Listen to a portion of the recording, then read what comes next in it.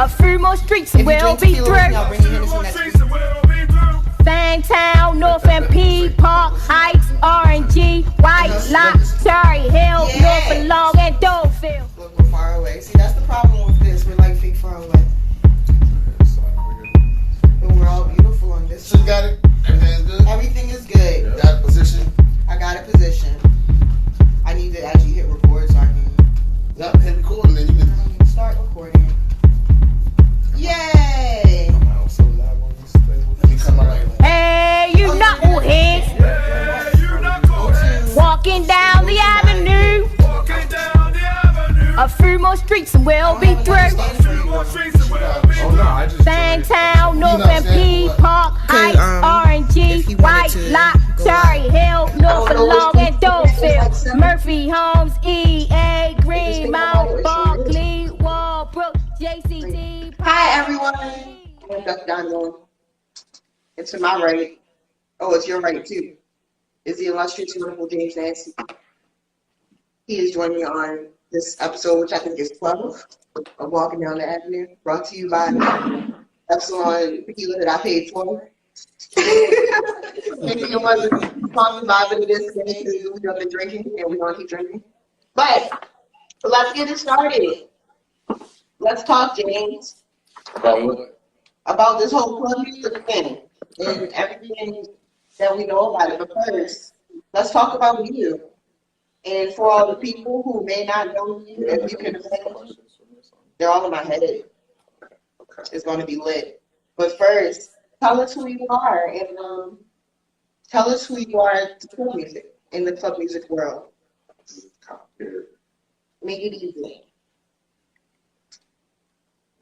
You're a DJ. I'm a DJ. I'm a producer. Uh-huh. A party. I'm party. Tequila. Drink tequila. My mom drink tequila. That's really all But it he is. might drink tequila this time. I'll have fun. I want everyone else to have fun with me. So it's DJ. How long have you been DJing? 12. Ooh, 12 years. 12 years. They're old. You should. We're like club music old a little bit, So music old. but still legendary. But wait, also to set the platform so that we know, because people will ask about it. Where are you from? I'm from PG County. And when did you move up here to good old Baltimore? 1999. Sweet. So yeah, you've been Been here for 21 years. you passed my Did I make it? Am I yes, official you enough? did it. But See, I always said 10 years to me. it's always been a thing. If you old, you ain't from here. Between 10 and 15 years, From if you've been a whole resident for 10 and 15 years, then you definitely can call yourself a Baltimore. Okay, so I made it. you made it. You haven't left, haven't ran away. No, not yet. So as far as you DJ, do you consider yourself a club music DJ? Or are you a DJ for all? I'm a club music DJ. Mm-hmm. But I also understand no one wants to hear club music for the entirety of a party. Mm-hmm. The whole point of the night is like leading up to club It's music. club music. Get everyone comfortable enough so that they're ready for a club music time. So let's see. What we're gonna do is I bet this is gonna, I should have played some music. That would have been smart. We might get to it at the end, but I feel like once we get to talking and drink like 2 more shots, this is gonna be a 2-hour one, not a 1-hour one. 'Cause you're awesome. I got a lot to talk about. I know. Everybody's they're comfortable. That's what I'm saying when we get into it. So what I like to do is if we break it, huh? I don't know. I can't know. If we break it down, if we do break it down into the hour, let's spend the first part talking about you, and then let's spend the next part talking about everything we've been talking about. The whole thing. The world club music. So we're going to start with our love of club music. Tell me about when you first heard club music. What was the first club music song? Because you see, I'm biased. I know you and shit. So You don't know my life. I don't know your life, but I know you a little bit. I know you got secrets, so. But what I do know is, as long as I have known of you, you have been a club music DJ. Yes. And you have been, it's like, oh, wow, club music got people playing that. Like, it's that type of thing. So we're going to talk about the party. You were nervous, but then that was a cursed party. So I was like, I ain't really been to know what they're getting when they That's exactly what we wanted, and then everything else was on fire. But not there yet. That was like what, 2008, 2009? Couldn't have been. I didn't start DJing until 2008. It could be possible. Well, maybe it was early. It might have been 2009. I still got some of those CDs that was given to me. And I'm pretty sure it's almost back for like something 2000. Whatever year that Impossible Club joint came out. Yeah, that was the same. Damn. It's just impossible. So I've been DJing for 13 years. So it's 13 years this year. It's okay. This year didn't count. Yeah, 2020 is like a phantom year in which, you know, but along with DJing, you've also been a producer. Yeah. And I know that you then created. Wait, I didn't get to get to that first question. What was the first question? The one you asked me, when was the first time I heard club music? Yeah, that's why I know. I'm running my mouth explaining why. Oh, you got lines. I'm running my mouth explaining why I asked you that. Oh, okay. Because a DJ is a DJ. So, but a club music, a producer is different. You know, so it's like, where did those roots come from? When did you first hear club music and then say, oh shit? Ooh, I was in high school, like high school dances, you know. So that was like that we were here, like it was like, hey, hold up, watch out for the big girl. What else? What were some of them? There was like a good 5 or 6 club records we would always hear. They're like high school dancers or parties like that in the area. So you were exposed to club music more through, right? Did you? How much of that? I ask everyone this. How much of that came from the radio? Did you hear most of that loud, or was it really something exposed to within the party? Within the party. Okay. Yeah, it wasn't the radio club. Okay. When you were still in PG, you still primarily listening. You didn't hear nothing like that. Nah. Yeah, it was the DC station. When club music played on the radio here, it was a time down there. Right. So that, yes, you have a love of go-go too. Oh, yeah, I hope so. You have to. Got space for both of them in my heart. I don't like people who don't like go-go music. Like over it. I know, Mike's like that. Go-go is it. I respect it because I respect the party.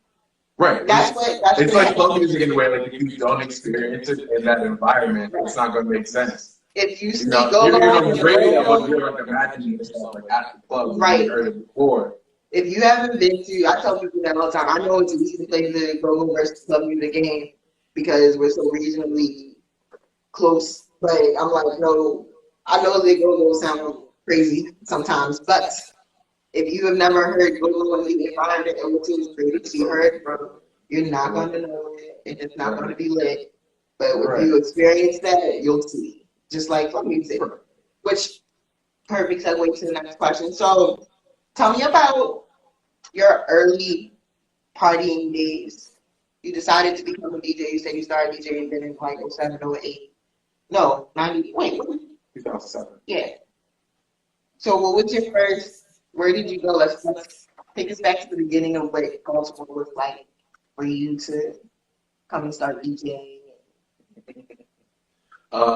So I went to college at UMBC, and my junior year, some friends and I decided we were going to start our own fraternity, but it was like the anti-fraternity, just like we're not the like, just the anti-fraternity. Like Party Five? Yeah, like think like Animal House or like any of that shit. Just like just a bunch of dudes who just do whatever. We wasn't on some fancy shit where like, like hazing rituals and all that. Yeah. It's like, you want to do what we do? Like, all right, you seem cool. Right? And me and my roommate Ike, we would have parties at our apartment every Friday. And we would like make playlists and Winamp. That's how long ago it was. That's for Winamp, yeah. we would sit there on Friday at like 6, 7 o'clock and start making a playlist and Winamp for the whole night. So at 9 o'clock, you just press play and the shit would run from 9 to 2 in the morning. Mm-hmm. So like, even before I'd ever even touched the turntable, I considered myself a DJ. I had an understanding of like how music, the timing of music from the start to the finish. I'm like, oh, when is the night supposed to peak and what's that supposed to sound like? And all that. And then while I was at UNC, what was the question again? Where did you first start like eating like? Were you primarily DJing like college parties, like campus parties, or when did you break into the clubs? Like when was the first residencies, things like that?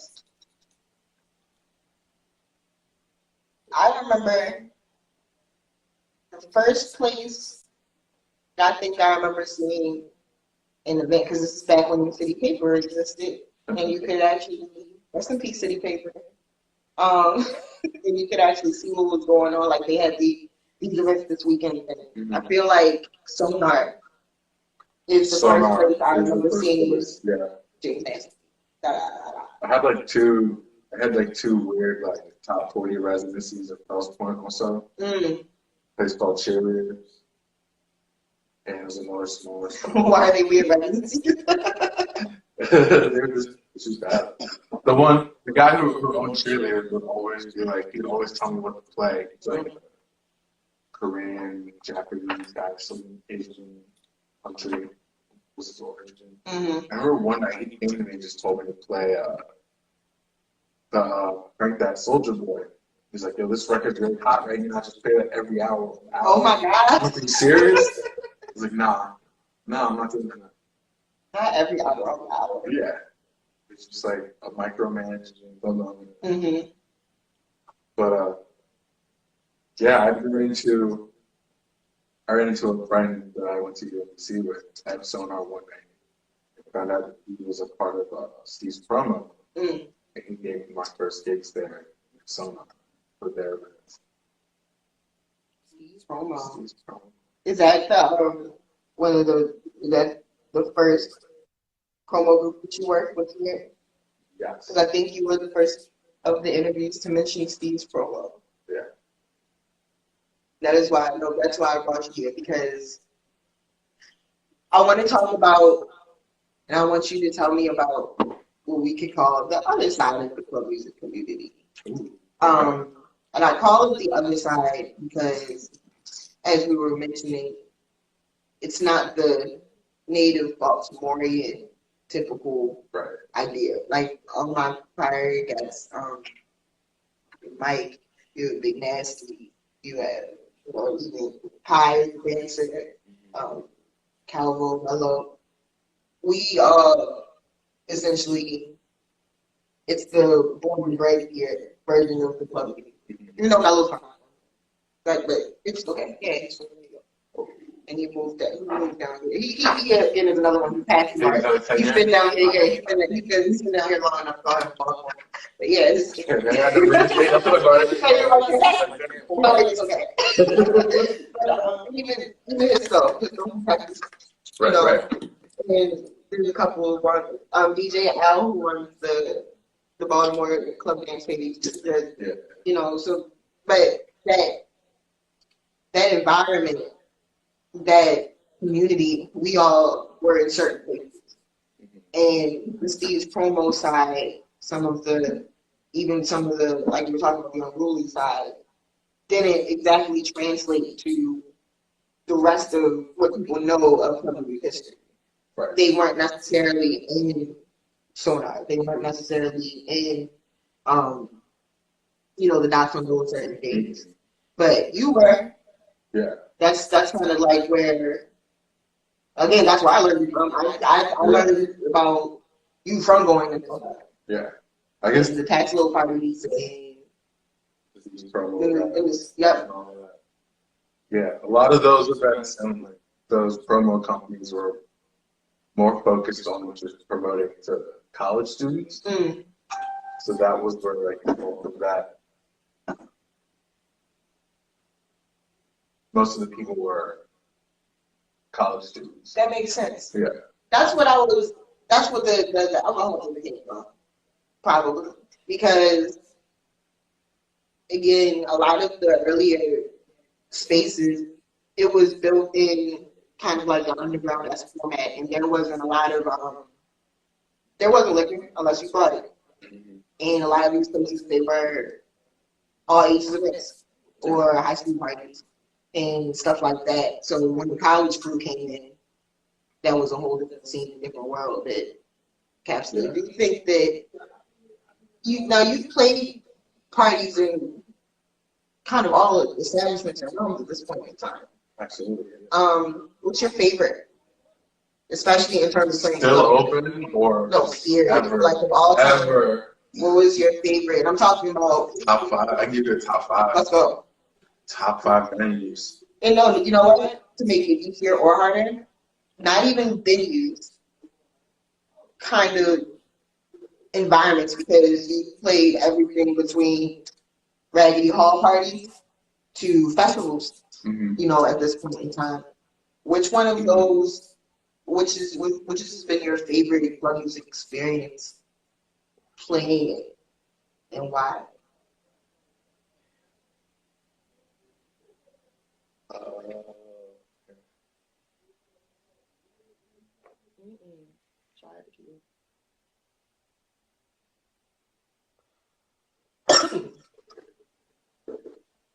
Because what I want to get to.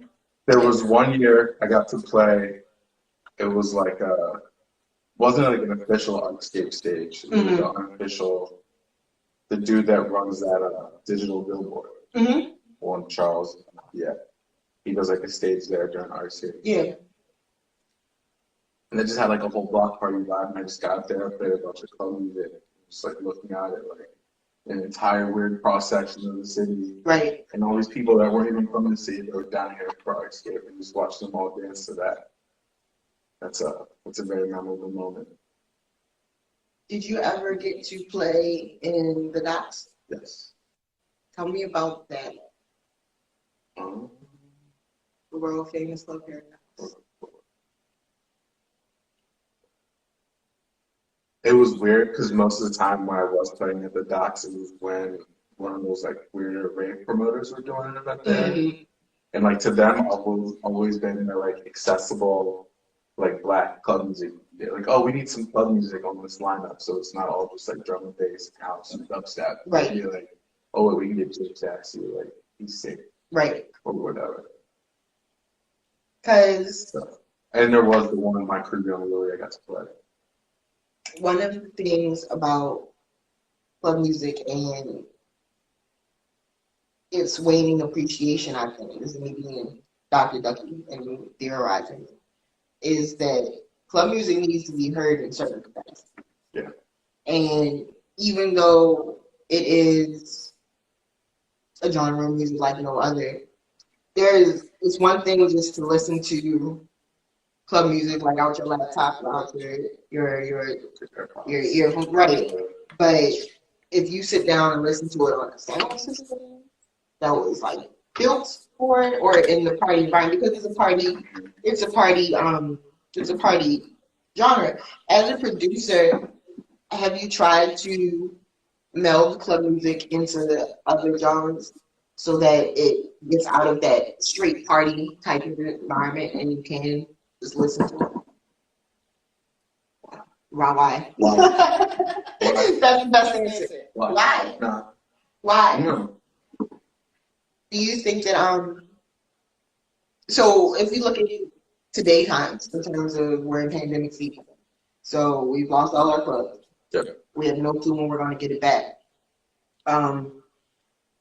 When we discuss sustainability, because now we're about to get to the part where we start bitching about the club scene, which is our favorite part. We don't talk about stuff like that anymore. Okay, we'll talk about this stuff. We talk about you the whole time. No, we talk about you the whole time because, like you said, what? You're the king of Friday nights once. Listen, and there's a lot of people. My thing is, I know, and I'm talking to you. No, give me a talk about that. Get mad. I don't want you mad, but it's something that there is to be talked about because it's an issue. And what I'm trying to figure out I'm trying to uncover what are we about to do to make sure that what's that?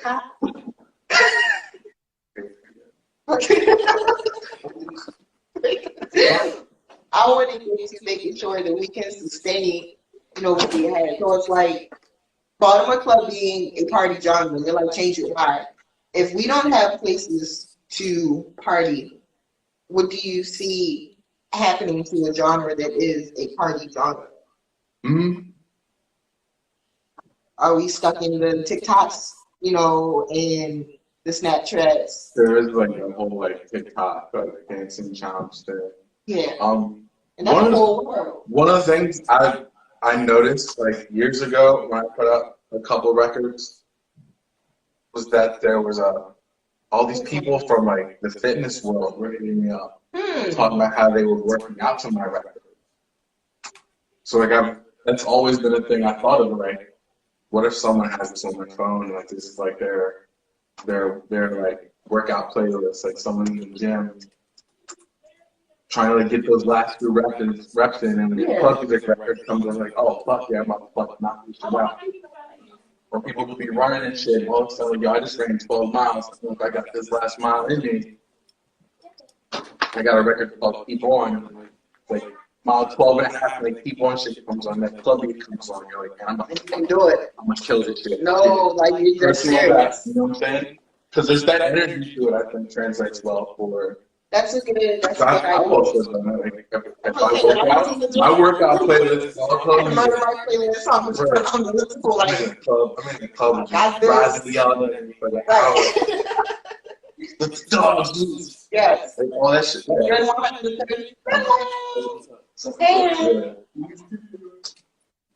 But so you don't believe there's a reason that it has to change. It's just that we have to change.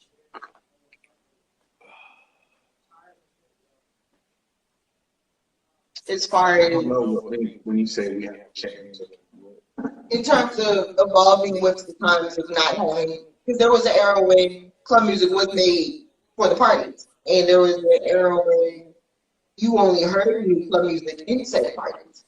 Like if you wanted club music, you had to go to the parties to find it. Radio, when even though we have the whole debate about what radio has done and how that has changed, especially during Swiss fashioning and the turn of what it looked like at that point, because that was one of the only mediums, that was the medium to find club music.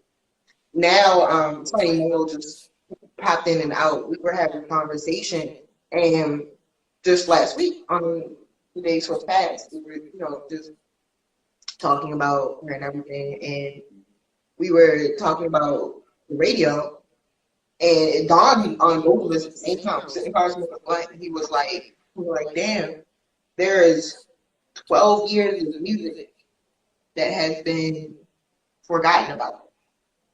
12 years of music that no one has heard because, not enough people have heard. Because no one ever stopped making music. Ever. The music never stopped, but the mediums to which people found it has changed. And now, stuck in the internet is kind of all we have left. And it's like, is this sustainable? Do you think that we'll be able to thrive out? I mean, honestly, we have no choice at this point in time, but it's like looking forward to see what new things, can occur. It is one of those, do we bite the bullet? And that's what I mean by do we change? Or do we make everything else change around us kind of? Because the next part, as a producer, how do you... Okay. I think one of the things that a lot of producers in this town don't do enough is, there have definitely been DJs and producers from other places that have stolen people's records or taken loops or taken samples of people's records. Mm-hmm. And there were a lot of people I know that were operating, and it's like, well, I'm not just giving my records out to anyone because people steal my shit. Mm-hmm.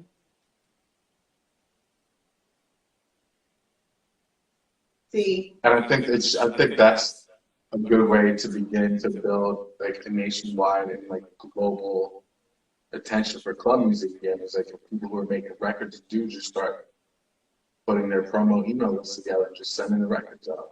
right.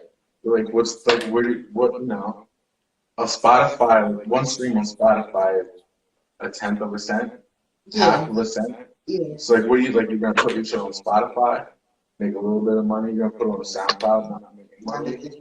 You know, you might get a few sales off the Bandcamp. Right. Just send the records out. Let other DJs play that have, you know, some DJ that might do a weekly live stream that has 100,000 people watching it. Drops one of your records, like that's a lot of attention coming your way. Then you figure out how to get your money once you have that attention. Mm-hmm. You know, it does suck because like, it used to be that you get that attention, you start DJing yourself, but you can't go play in clubs, you can't go on tour to support a record anymore. Right. But I don't think that means you stop putting records out, promoting that.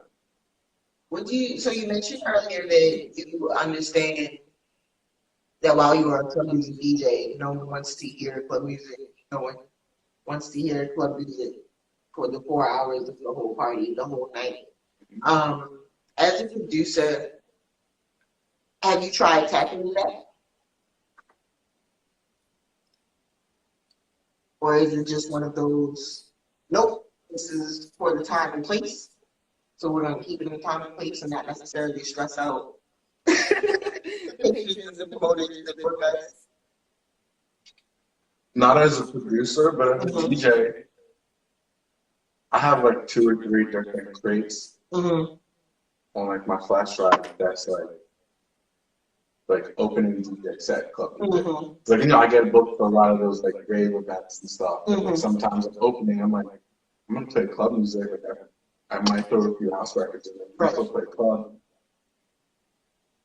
And I got like crates of records like this vibe is not a peak hour, like bringing the Cats Club. It's something a little less, you know, a little less than that I can start a night off with. What about? But I've never thought like, all right, I need to start with opening crates, and then go into peak hour club crates. What is it about bringing the Cats and other club songs you might have in that hour club crate that make it peak hour club?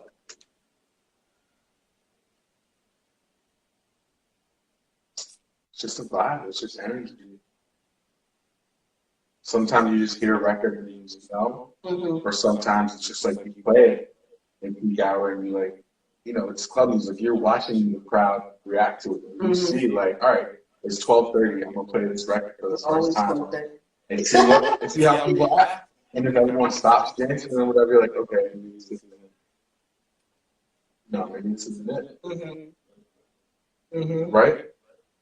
How do you feel about the average speed increase that has happened to club music over the past decade?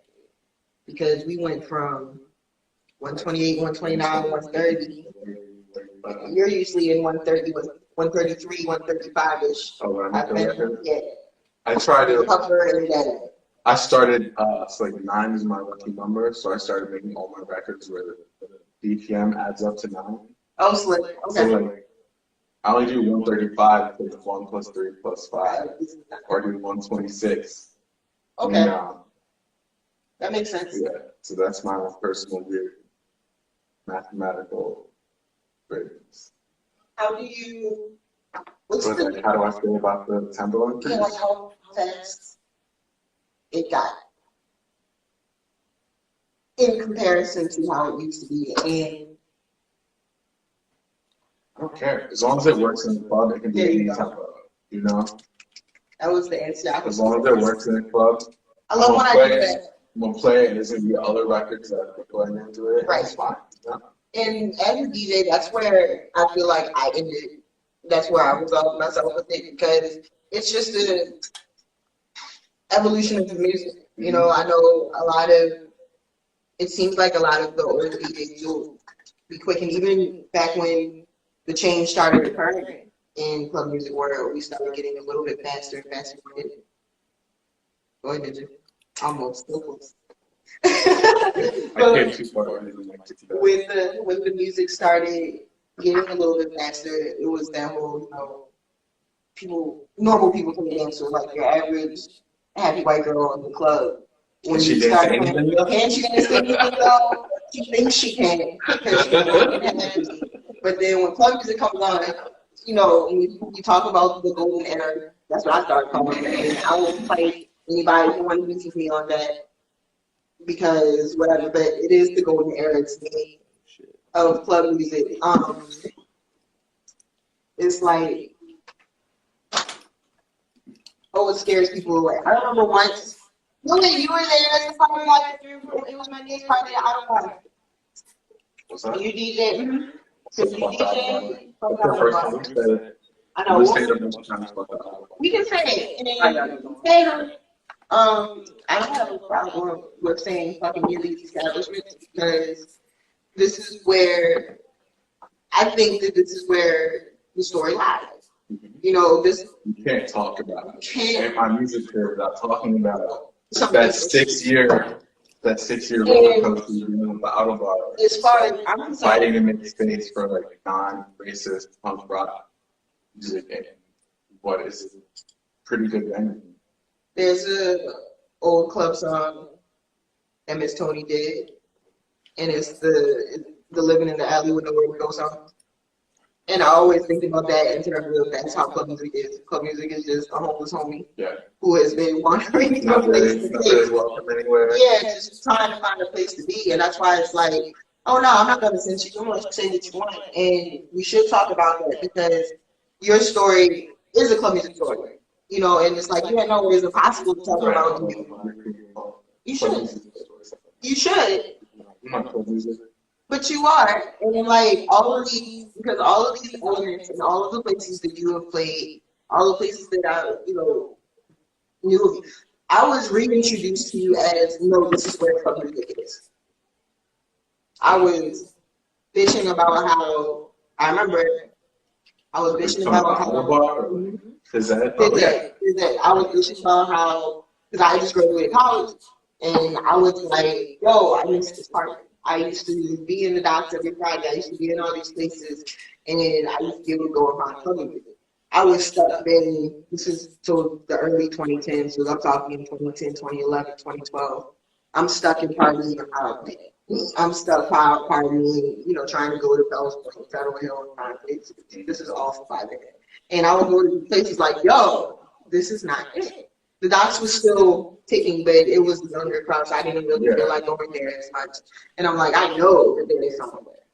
So it's like, there is James Nash. And I was like, I know that ain't. That's no problem. It's like, go to Fizz, go to Autobar. I'm like, Autobar, really? Like, really? Yeah. So that's how I got brought into doing the Autobar. These guys are doing people telling me, like, you should go to Autobar. You really love Autobar. And I promoted for bands and for bands and stuff. So I knew about Autobar, but it was still kind of like, is this really where you're about to send me to find black club music? Because that's what I'm looking for. I'm looking for my fellow black people, and I'm looking for club music. Just not in the, I'm 21, 22-year-old version. I'm a little 25. I want to do something else, and they were like, this is where that is. And so I went and invited all my friends to come to Autobar to see you. And it was like, wow, everybody here. And we were like, look. And I was like, look, I did it. I found a DJ. He black. He can play club music. He plays club music. And we can act up.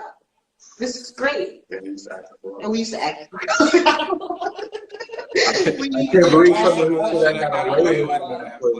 And that's why it's like, and again, a lot of my friends who I used to go to the doctor every Friday for years know nothing about it. They know nothing of the story. They know nothing of some of those epic ass parties. There was some epic ass parties. Yeah, there was a whole 6 year. There was between Friday and when I started doing Tuesdays. Yeah, oh my God. I did like a strong 6 years of my life. 2 years. In the city, I gave like a strong 6 years and just like feeling myself off the couch. Yeah. But a bunch of tequila and it's like, here I am I'm ready to party. I'm party with me. And there are so many people who I think don't know about that. And that's something that I wish I could express and share with people. And a lot of that was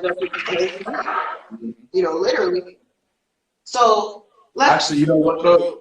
I want to talk about a certain City Paper article that was written toward the tail end of the City Paper where they were talking about the problem with music venues in the city not being inclusive. And I was like really upset that like a lot of people were interviewed. I'm not going to name names right now.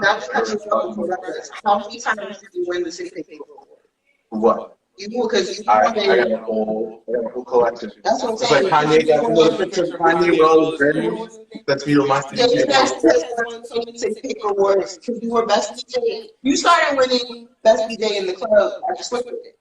Isn't that how that went? Yeah. I won in 2000. The first time I won that in 2012, 2013. Mm-hmm. I want to say 2012. And 2015. So I won best DJ in the club. So I point that out. I won best game series for Fifth Ed once. Oh, Fifth Ed is probably one of my favorite parties. Honestly. Best club record for Dynamite once. Mm-hmm. And there's a fifth one that I don't remember. I point that out so that listeners and viewers understand. Truly, understand. I want a statue outside of the auto bar. You heard me say that before. They drunk somewhere like, yo, they should put a statue outside that building one day. It's like when you go to Seattle and there's like the statue of Jimi Hendrix somewhere, just like this, like, I want a statue. Especially a bar place too. To point out your importance to the city paper. So it's like you're not just,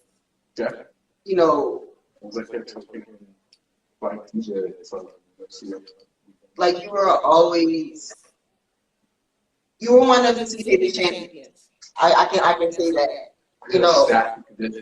City paper that I've been in. Yeah. I made all when I got taken in stores. I used to have those. I used to keep all of them every time a name or a friend's name popped up. And there was so many after a while. But what article were you gonna? They had interviewed 3 or 4 people about problems with inclusivity in the city.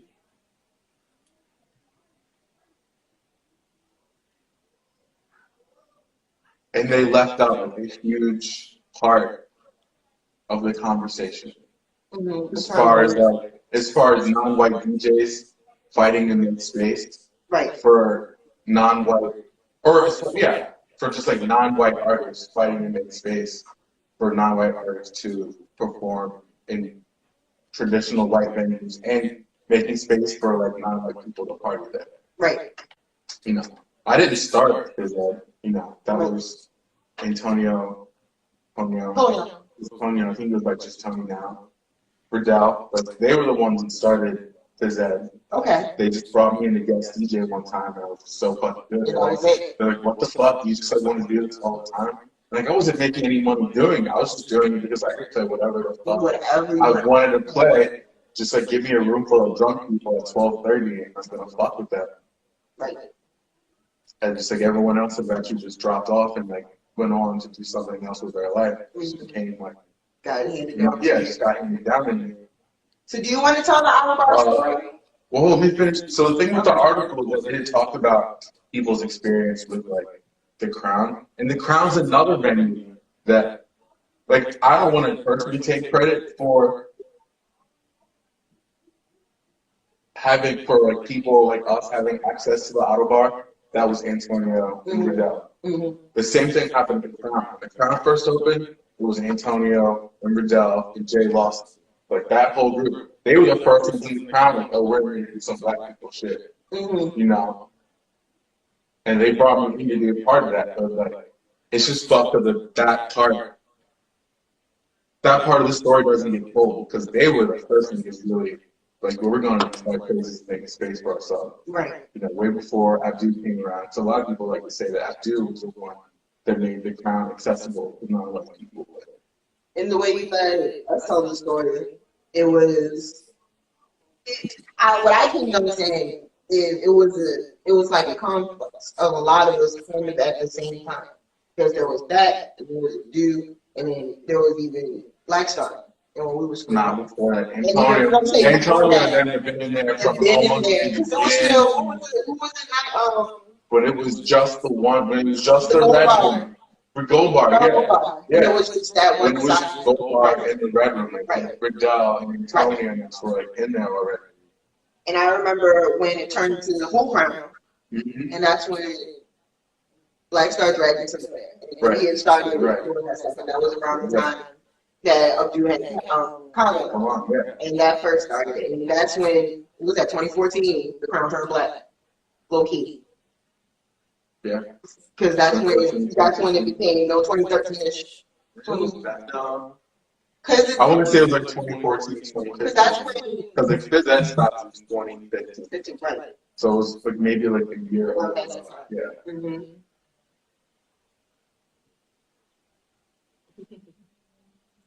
That's real. And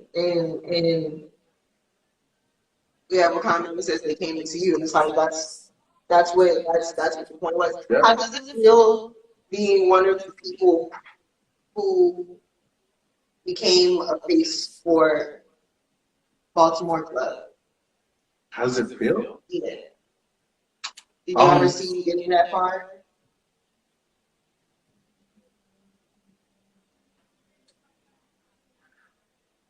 Yes, but no. Mm-hmm. I always knew, and I was also reminded a lot that I'm not from here, so it was never my place to like really strive to be. But you worked for it. The face of this culture. I'm very grateful that people supported me and helped lift me up into like greater visibility throughout my career. Or just being a DJ. Like there's a lot of DJs, and just because you throw a party doesn't mean anything. Right. I'm just grateful for all the people that for all those years have just trusted me. You're like, okay, I know I can go see James play, and it's going to be a good time. Right. You know, that's something to be incredibly grateful for. It's just like all these people want to take their time to come see you and spend their money. You know, because a lot of those gigs you play, it's just like it's either a cover charge and you're taking a percent of the door, or it's percent of the bar. Right. So it's like people take time, they come someplace and spend money on the strength of like your DJ there, and like what that means, you know, the kind of people that are. What do you think the greatest setup you had was in terms of party? So after Fizz Ed died, rest in peace. I got tired of it. I was doing Tuesday. What would you call it? I was doing Tuesday and Friday night the auto bar, and I was pushing them. I was just trying to leverage like having that stage downstairs on Tuesdays, right? And just like fighting again for more space and fighting to like grow this thing, right? And so I just like passed the Friday nights off on the that I could trust. Also, just that was a lot of hanging with playing Tuesday. I was playing Tuesday, Thursday, Friday, Saturday. And it was just like, it was a lot. And like, you know, I need to like be playing some Fridays and not have to be somewhere every Friday, but you know, I might have one Friday nights off. Right. Taking off. The whole thing, right. All the time. Right. Going back and forth from like here to DC, like in the weekend, New York, whatever. Just like not have that. Plus, it's like anything else. If you saw for 6 years, like you want to do something, try something different. What would it ideally have turned into for you? The auto bar? Because 6 years ago, from party wise, or like more than that. Because if you really want to get into the auto bar story, part of the reason that everyone that worked there turned their back on me, it started with the current owner of Tech Club. Okay. You know, when she bought the venue, she did this whole press tour, like, I want to make the auto bar a more inclusive place and blah, blah, blah, blah. And people are like, oh, the auto bar is not the same racist auto bar that fucked James over this new owner. But the new owner is just the old bar manager, the old guard just like leveled up. So there was a time where Tekla, there was one conversation I had with her. She was like, Craig, who's one of the former owners, she's like, Craig's been fucking up and not taking care of his share of like managing duties. And Mike, the like majority of it, she's like, Mike's thinking about finding someone to buy Craig out. I was like, oh shit, for real? It's like, damn, like I got the money to do that right now. Maybe I'll talk to Mike about it. And she got real, you could like see it in her eyes. Like, it was like, oh, you want this too. Yeah. Okay. And that's when things really started to change there. And I could really tell that they were trying just to like, you know, there's not a lot of DJs. I don't think there's really anyone else that was DJing at the auto bar street that had direct access to like the actual owner. Yeah. Like there were like different levels of people, you know. I'd go out to lunch with him and we would just talk about stuff. So I think he understood like the amount of money I was bringing in the door there and the value, you know, how valuable I was to his business. And with that came like a level of trust. Like there were times where like, I had friends from out of town that were playing shows downstairs, like in bands, just like, you know, like Ninja Sonic or like any of those other bands. Like I knew a lot of those people that were touring acts. There were times where like they'd be playing and I would come to the show early just to hang out with them backstage and I'd get there and you're like, yo, like, what's up with some drinks here, man? You know, it's like they didn't take care of your rider yet. I'd be like, all right, cool. And I'd send Mike or Craig a text and be like, hey, like the headline, the band doesn't have its like hospitality backstage. And they're like, all right, cool, just like go to the bar and just tell them to give you a bottle of whatever they want. And they did not like that, you know. All of these fucking white people working at the auto bar did not like the fact that I could just come in there like that and be able to do these things. So it just you think it boils down to just shitty racism? Absolutely. Absolutely. That's so important. They really wanted to preserve the auto bars. It's like last temple of like male white. I mean, not boring, just like this, like white, you know. And they just didn't really want to make space for us. Like we could have all existed together in one music band. Like I was only DJing there 1 week. It's a fucking Tuesday. We were making they were making like $3,000+ at the bar on a fucking Tuesday. And because they were so racist, they're like, we don't want this money. We'd rather just not have to deal with you, James, and your people. And then what happens just after that? It's you gotta sell it. Right. You can put whatever together once you're there. They just didn't want us there. I'm sitting in these meetings like we're uncomfortable with this new crowd. I mean, what does that mean? It's just like the new crowd. So you're uncomfortable with like the greater number of non-white people and like people of all races that are very outwardly queer. Okay. But they never just wanted to say that. They could never just say it, yeah. Until the very end, I get the phone call today of the last day that I really worked with them. And the dude's like, hey, James, like, I don't want to sound racist or anything. Nope, you already did. Right? I know it's about to happen. He's like, honestly, we just want to go back to having just like, rock music on Tuesdays and like something a little more in that direction. And if that's not perfect, I'm like, all right. Okay. He's like, well, you still got your like Fridays upstairs. I'm like, I don't DJ on Friday anymore. And like, I don't want to. Like, I'm not going to help y'all make another fucking penny. I'm going to make sure no one gives you any money. If this is how you really are going to end. And see, that's what blows me about that situation because what happened was.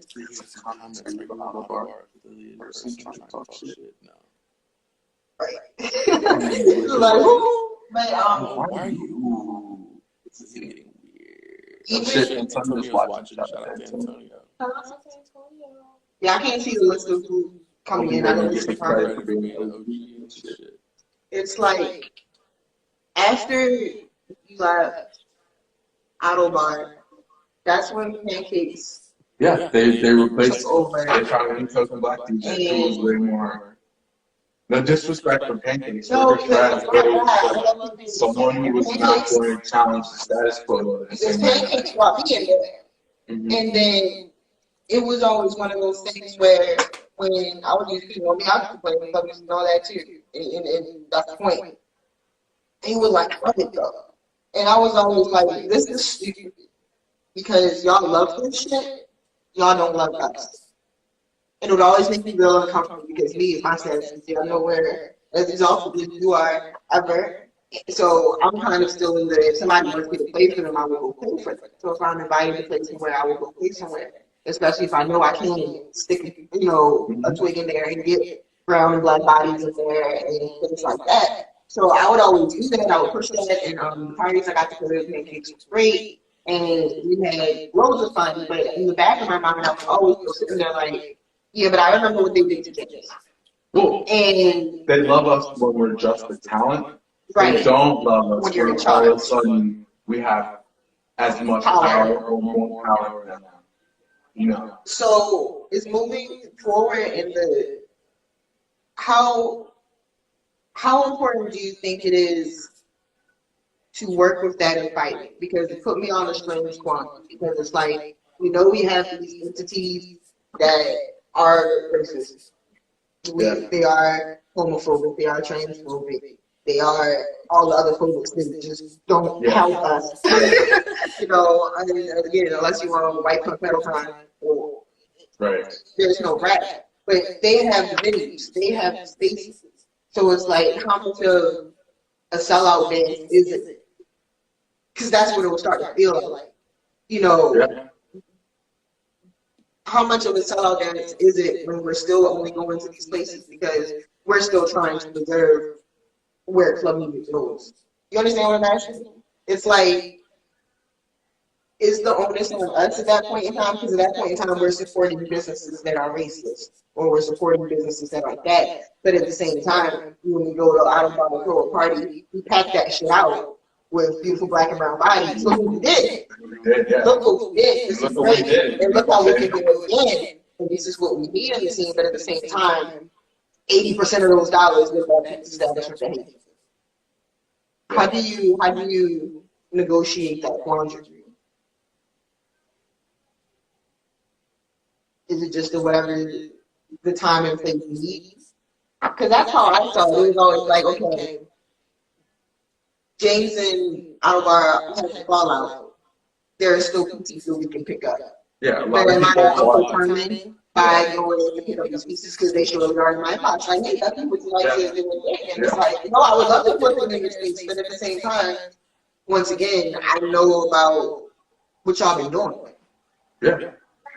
They became way more. They were way more into booking black acts after they having with me because I was so loud to make sure everyone understood how actually racist they were. Right. So they thought we can prove we're not racist by booking black talent. Right. Which really doesn't change anything else. You still have racist policies. Your staff is still all white except for 1-2 people. They're 1 or 2 token black security members just to make sure they had one of us there on the nights when we were going to be in their party. Mm-hmm. What a strange situation. It would be nice if we had our music that we didn't have to rely on a white person or a Korean person who owns their venue to give us space. Well, what a perfect venue look like to you? Are you going warehousing or are you going bar? It's not even about me, it's about people. Mm-hmm. It's what we people want. There's one person who's there. Right. Right. What's the experience that they want? And that goes back to where do you think the best place for this music is? If we were to really club up this, like, wait, what is that? Because we have anywhere and everywhere. Right. One of the things I love about club music is that it is so versatile. There's nowhere it doesn't belong. Like I said, we had parties in the Crown. There were straight up parties in the Crown, in the small rooms, the big rooms. But then I've seen club music go in more mass rooms, like that. Yeah. The second best sound system in the world or some shit. You know how it was. And then I've seen club music in festivals outside. Cookouts, there's like 10 people there. Basements with entirely too many people in it. The weirdest places. Yeah, I remember once I DJ'd thing and I was in the basement and I had to set up my turntables on the wash and dry down there. But it was like a house show, like there were like other than whatever, and they really made it a room, and it was packed and club music in there for the time, and it was like this is the funniest one. That. You know, so it's like, where is the perfect room for music? And the answer is where there's speakers. Where there's speakers. Honestly. People. And where there's people who will respond to it. Yeah. Because that's one of the things that I think makes the party is how people are responding. Yeah. Not necessarily, like, you could have the best sound system in the entire world and the best DJs in the entire world, but people, for whatever reason, aren't gelling in with the word. Yeah. I mean, you DJ in DC enough to see just how different it is. Like, you can run the same set here in DC, and it's not Completely different story. completely different story. I remember, that's funny you bring up DC. I remember once somebody tried to book me at the Depot for a go-go event.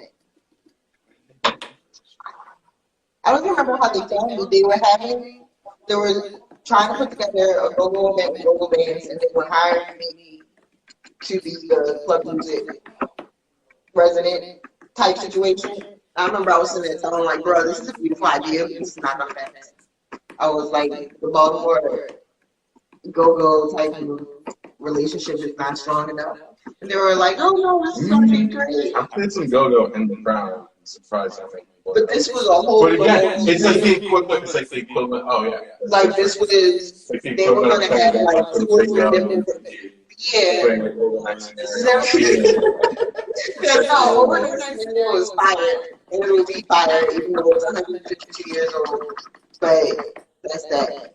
So let me see, what else can I ask you about you? Because I was waiting for the time to come on with things. Yeah, what else can we? Because let me see, as far as company, I don't know how to explain it to you. I guess this is a good segue, because I'm fake off with this, but also fake in it. I'm doing a series in interviewing kind of everyone I can get my hands on, because I want to start to chart out what the actual story of club music is. So I'm going to all the great DJs I can find. I'm going to people who just used to party all the time and find out. No, let's go back to the beginning and name the names, name the places that we were and that this music existed in, so that it can go and bubble out. And that's why I was like, no, your story is important. Your story is a club music story. Because, again, what? You've been here 20 whatever years, you've been DJing for 13 of them. I'm retired. This is officially me. I'm too old now. I don't want to do it anymore. Okay, so time. Stay tuned, because I'm about to just literally hit live again and restart it, because that's how. Yeah, but this has been recording the whole time, which is perfect. So.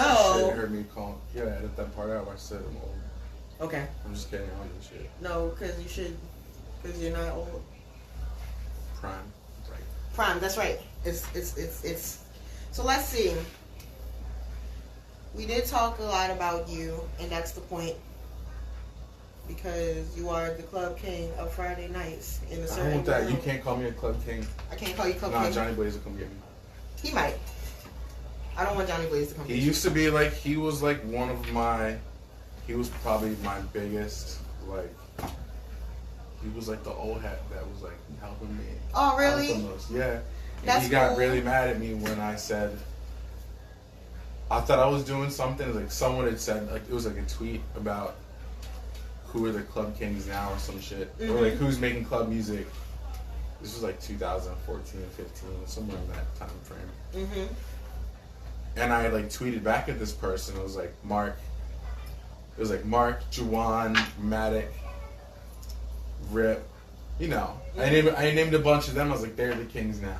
Mm-hmm. Johnny Blaze like, yo, you can't be out here just putting that Club King name on anyone. I was like, but like, why do you not want to like you supported me in my come up, like why is it not okay if I support them, and why are you not supporting them?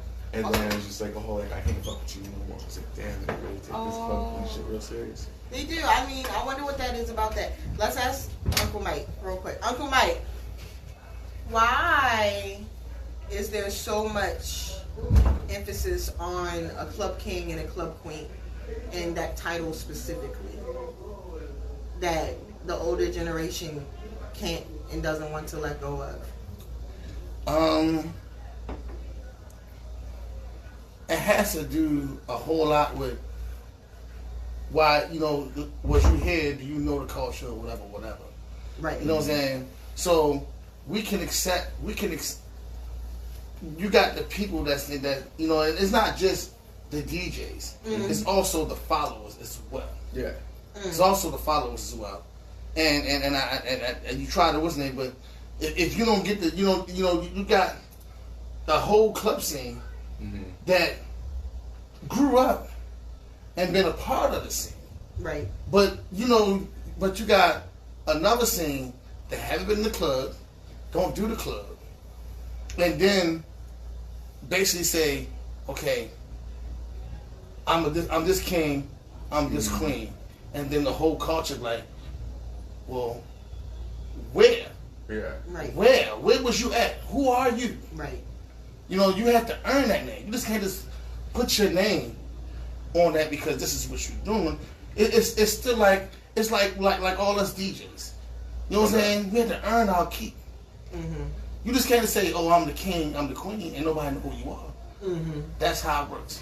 So it's less about, and that's not from a DJ scene or a dance scene. Mm-hmm. That's from a whole culture, because sometimes people forget that there was a culture before them that made it possible for them for it to be where it is right now. You know what I'm saying? And that's the thing. You know, some people are claiming, some people are claiming themselves, and then you got people that's like, whoa, who are you? Right. I don't remember you. Even with the younger generations, you know, I'm talking about the Kais, I'm talking about the dancing Brandons. It's so cute that you consider I'm talking about Brandon younger. You know those guys, because those guys was initially in the club with all the older people. Right. You know what I'm saying? So you got, you know what I'm saying? The Be Easy, you know what I'm saying? You got all those guys. The black, mm-hmm. the little black, you know. Little Black hilarious.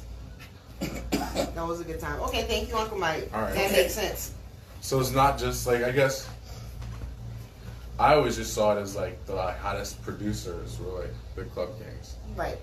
But it's more just about like being involved in the whole culture. And I still think that goes back to how young it all is. Yeah. You know, because it's at this point in time, especially the year you were talking about, and I guess coming from Johnny Blaze's perspective, the people that you could consider that were there literally in the beginning of club music, mm-hmm. and like Uncle Mike, Uncle and Mike there was the very beginning. There are, like I said, and then when everybody talk about the younger peoples, they're gonna go back to the Tays, the Kais, mm-hmm. the Brandons, mm-hmm. the Be Easy. Mm-hmm. You know what I'm saying? They're gonna go back to us because that's who everybody knew. They was kids, right? They was literally kids. Come with everybody else. They, you know what I'm saying? Even the Nates. Mm-hmm. Like nobody don't know about it. Anybody don't know about Nate. You know? It's a whole culture that know these people. But as it goes down, you know what I'm saying? Even Perk. Right. Little badass. He was bad as shit when he was little badass. He was bad as shit. That's all I know. They know him. Right. You know what I'm saying? So it's like, it's just so many. And I say like this. When it comes down to the B1 and dance era, you would have to go to the beginning. You know, King of Baltimore 1, 2, 3. You know what I'm saying? Because those are the kids that everybody saw come to the club. That those the one that was like, we literally had to sneak into the club. Yeah. You want to strip up? You want to get in the club? Carry this Chris Records. Do this. Do that. Drive this. And then you got people that wasn't in the scene. Yeah. At all. That wasn't in the docs. You know what I'm saying? And I forgot Murder Mark. Murder Mark was the other than there's only two that we would say like babies in the game. That was like Murder Mark and what's the young dude? Who? No, young dude. Jawan.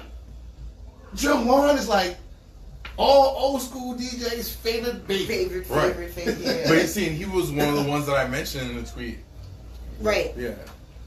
Because went through you would hear a whole lot of stories from everybody, especially from young people. We never knew who y'all was. Yeah. That's bullshit because Jawan called every last old school DJ. That's why he's loved by all of them. Because we all, to a certain extent, we all was there. We all was trying to get our name, but a lot of us got our names just following another DJ. Mike Mama's got his name through Scottie B.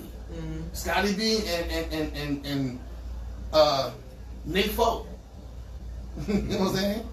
That's how Mike Mama's got his name. And I was, I had a rival, old school rival, Rob Braxton. He was a rival. You know what I'm saying? And we all got in the game like that, And each DJ played their part as being a DJ. Right. And they earned it. They earned it. Like, yes, I heard about James Nancy at Autobahn. You know what I'm saying? That's where I heard you from. Yeah. I actually came in one day. It is funny. I came in one day at the Autobahn, and I came in with Murder Mark. Well, he wasn't. He was Murder Mark. They might be my son. That might be it. Right. I came in and you was DJing. I don't think you remember. You was DJing, and you played the club track and had somebody else's name on it. Like, oh, that's my track right there. That's not this track. But but that's what I'm saying. That's what we started with DJs, but at the same time, it was that different format of club music. Yeah. Which we liked it because it was different. It wasn't our grimy, gritty. You know what I'm saying? It was. Yeah. This was. It was just for This was another. It was a genre of club music that initially that we was like, oh wow, you actually can rock club music for white people. You know? Yeah. So like I didn't know that we do it, and then it turned us that was all gritty and grimy to start saying, oh wait. What, I can make something that works over here too. Yeah. And that's when I got introduced to that side of club music. See? And I learned that's when I learned that going to Sonar. I never forget, I went to Taxlow and I was like, white you go with Taxlow. All I hear is club music and they are dancing to it. And I was like, what the hell is this? Believe it or not, I actually got it from listening to you. Oh, wow. Yeah. The legend. I actually... Other than my right hand man, my partner in crime, Reverend Samir. But when it came down to the club music, going to a whole nother level, it was you. Damn. Look at that. First person. Damn. Look at that. Believe it or not. And see, that means, so this is what I'm saying. Like, you probably, it took great Uncle Mike to tell you that. But it's like you also, I don't think, necessarily, not grasp, but see the importance and the impact of a lot of things you had done. I know that kind of goes the same with everybody. Everybody, like, you don't see it until But it's like, no, seriously. It's like, look, you got now Uncle Mike out here making Shawn Mendes remix tracks. Yes. That's the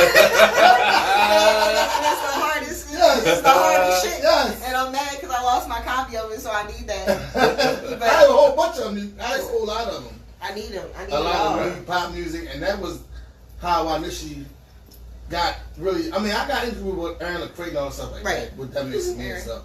But I didn't really start taking the soft stories until that day. And mind you, that was the same time where what was the other man, the other chick, the other man chick. It was a TT party. Okay. Yeah, it was one of the party. fundraisers for the documentary. Yeah, and it was a TT party, and this one she just started hooking up with Tari and Rum. Okay. Mm-hmm. Tari and Ram. Yup. And we was at Auto, and like I said, I came in because I was a guest. I was a guest with TT. I was a guest with Ram. Mm-hmm. So we came in and that's when I started. I was in. Y'all know I drink real heavy and stuff like that. But you was doing these mixes, and I was like, and I don't think you remember. I walked up to you and said, "Yo, I was drunk as shit. that's my song. That's my song." And I think it had Raw Lee on there. Like, that's not Raw Lee. That's my shit. song. I made that. Like, oh, all right, then change the name. I wonder who gave me that, Take that because name. like, yeah, a lot of the club records I got were definitely from other people who just let me copy their hard drive. And that was the whole reason why everybody started autographing their club tracks with their names on them. Because the files everybody he kept had assuming fucked it was up. Rods. Yeah. Because he made so much of the music. He made so much music, right? Like Rod. not all of it. No, he didn't. I made that track. Not that way. Him and Fry. Fry didn't make. He never made a track. Never made a track. But he'll come to your house. He'll come to your house, say, "Make this track for me, yo." And I'm gonna pay the money. I'm gonna pay the money for the track. And then he stamps his name on there, and then you be like, Fry, but us producers that make tracks for a living, we all know like Fry didn't make that damn track. Who made that track for real? Right. So what do you think, as somebody who you hear your influence? Yeah. Really? I'm shocked. I didn't think. You're your influence, and you know, right? And just a few minutes ago, you're sitting there, man, I'm gonna retire. I'm still gonna retire. I'm still going to Mexico. You're still retire one day. I'm over America. I'm going to Mexico. Before that happens, what do you think, or do you believe you have any responsibility to the community as far as the work that you have done? Do you think that there's anything left for you to do that you haven't done that you want to yet, or are you now kind of like, because you've had your residencies, you've had your epic parties, you've had... I was doing booking at the Crown for a while. Right. And then I started doing it at North Avenue Market. Mm-hmm. And I wanted to use those opportunities to help DJs, like, grow something for themselves. But, like, you also gotta remember, like, sometimes a 24-year-old don't care what I got to say. Right. If they want to do it their way, you know. That's just sort of the nature of the business. Like, a lot of people get in at 24, a lot of them get out at 25, 26, Quick. 27. Yeah. You know, not everyone has what it takes to make it 10 years. And that's the only reason And why it starts with just like listening to the people that have been doing it, you know. that's the same thing we're always... Johnny Blaze used to always yell at me. He'd be like, "Yo, you don't play enough of your own tracks in your set." I yell at And you. I was like, "Yo, I just don't always want yell at to. you I don't about like that. them. I don't like them. Like, I'd rather play other people's. Like, I don't feel confident playing my own records compared to these other ones." He would always yell at me for them. And it wasn't until I started doing that Autobar thing that I started making records that work at that party. It's like, I got this thing. I've been here for about 6 months to a year. I know what this crowd likes, club music wise. Like, just make those. Just make more of the same ones. So is that who you have in mind the most when you make music? Who you're going to be Absolutely. for? Absolutely. That was like one of the first things Scottie told me was like, he's like, when you're making a track, like, think about where you're playing it at. And he still sticks to that to this day. Yeah. He still says that. That's part of what I know that he's mentioned. I hope to interview him soon. Next Thursday. I'm interviewing him. Thursday. I don't know when. Tune into I that. know not in here. I gotta figure out where I want to take him. But next Thursday I'm gonna interview him, and I remember even just in passing, because he's always been super supportive of me as well, and he was always, when we've talked about how the music is now, he said that's kind of like one of his biggest issues with it, as far as how quickly the BPMs have, because it's like, who are you making this for? If you are making this for dancers and battling, that's what's up, because you nailed it and it sounds great. But again, we can't take it to the parties where, again, your average drunk white girls, it's like, always think of the poor average drunk white girls, if they can't dance to it, right, with it can't flow, you know. So it's like, but is that that's what I mean by the should we change. It's like, is that fair, or should we just leave it at the whim of what the producers are feeling at the time? And at this time, 148 BPMs is what they're feeling right now for some reason, and that's why I can say I'm old, because I can't crazily that fast no more. I can't go, look. I done tried, and they can't crazy. They can't, and then they can't keep up a lot of times. And it always seems like that's what club music is turning into. It's turned into that competitive sport more thing. We need an ESPN. Like, could you imagine if like competitive dance ended up in like some real sports situation, and like ESPN 3, right? About 2 in the morning, like a Wednesday. Deep ass club music hall. That's where we went. Deep super club music like sessions in a truly competitive format. I think there's got to be a balance. Like, if you're a producer, you can't, you know, you got to make, like, all right, I'm gonna make, like, you put out an EP or something. Like, there's a couple records on here for the dancers. There's a couple records on here for the clubs. Like, club music in itself is such a wide. There's so much you can do with it. I think that's what we've all seen, is that there's no one. Where is the? It's just like, it's a formula. Right. It's a formula that you can sort of like. Where it is a formula. Every You could single make. time. I mean, you see like EDM, where you see like these producers, they put out a single, but it's like 4 or 5 different remixes. Like right. 6, you know. One song is at all these different remixes. Right. You could do that as a club producer. Like, you make like the same record, you have like the same vocal track. You make one version at 127 for the clubs. Mm-hmm. You go back, you take the same, like, whatever that unique element is, the vocals and the melody, you go and make that same record, but you make a battle version of it. Yeah, for 138. And you put them both out together, you know? Exactly. You know? Right. And that's the biggest problem that's going on right now with the new club music.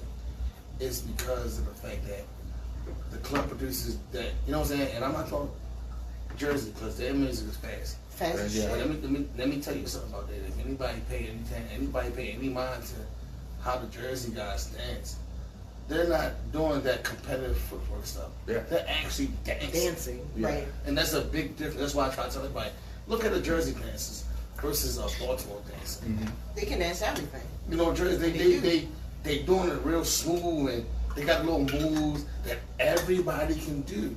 But when you get to a Baltimore dancer, Baltimore dancer, it's all footwork, it's all competitive, it's all complex, and it's not.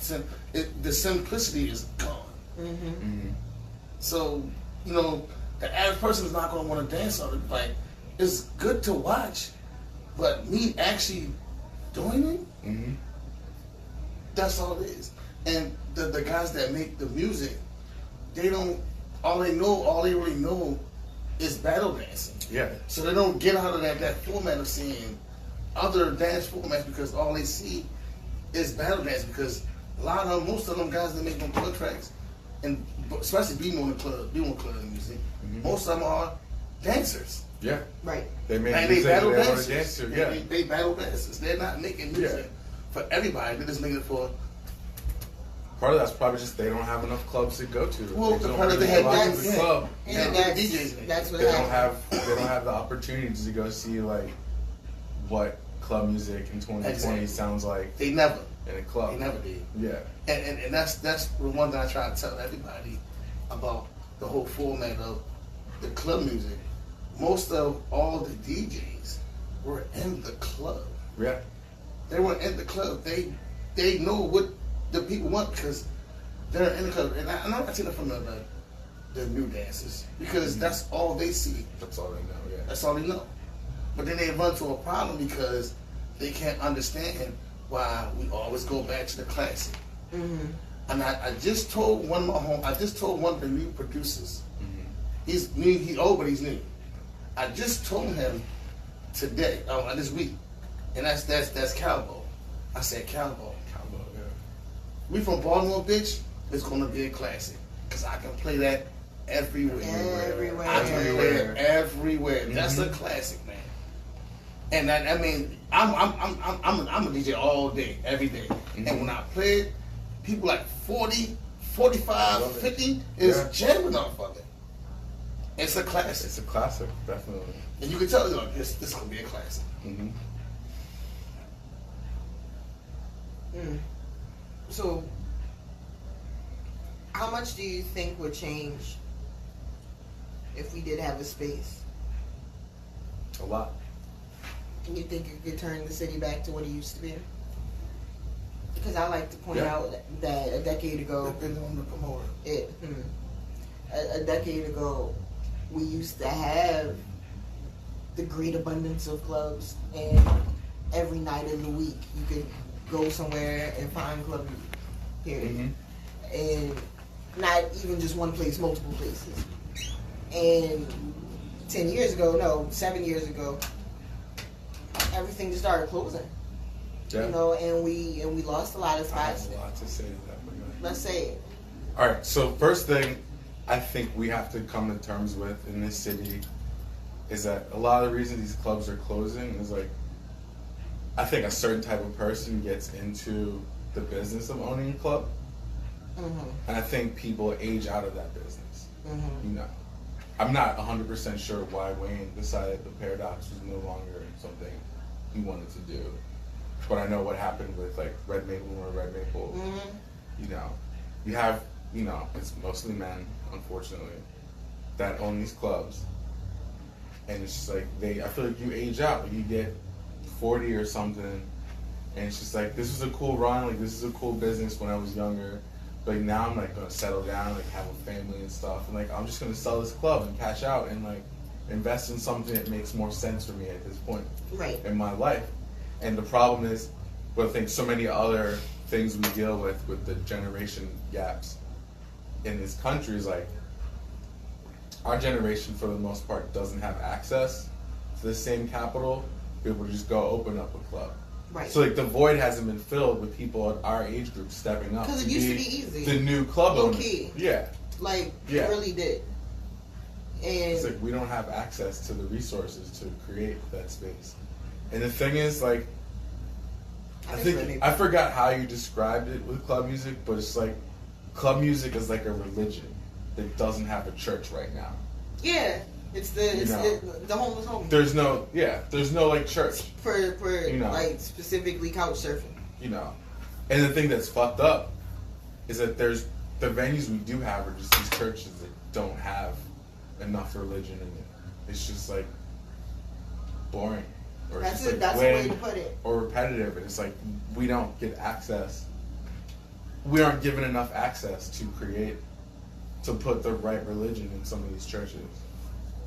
Do you think that how far up the totem pole do you think that goes? Because my theory is it starts with City Hall. Honestly, bingo. That's what I was about to say. It starts with when they changed the rules with liquor licenses. Remember they put that moratorium on liquor licenses. Yeah. I forgot what year it was. Probably right around like 2014, 2015. It's around when everything. Yeah, the city had caught a bad rap because we were like in like the top 5 for like bars per capita in the nation. And people were being critical of the crime, and they're like, all this crime in all these bars. Maybe all these bars is why we have all this crime. The city's like, all right, we're gonna deal with this. Like if you're not. No, because peak game. If you're not a restaurant, so now to get a new liquor license, you have to have.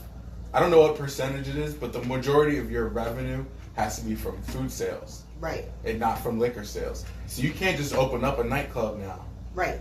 You have to either acquire a previous space with Or grandfather it in. with a license already attached to it, right? Or you just acquire the license and go through the process of moving it to a new address. And that's so much.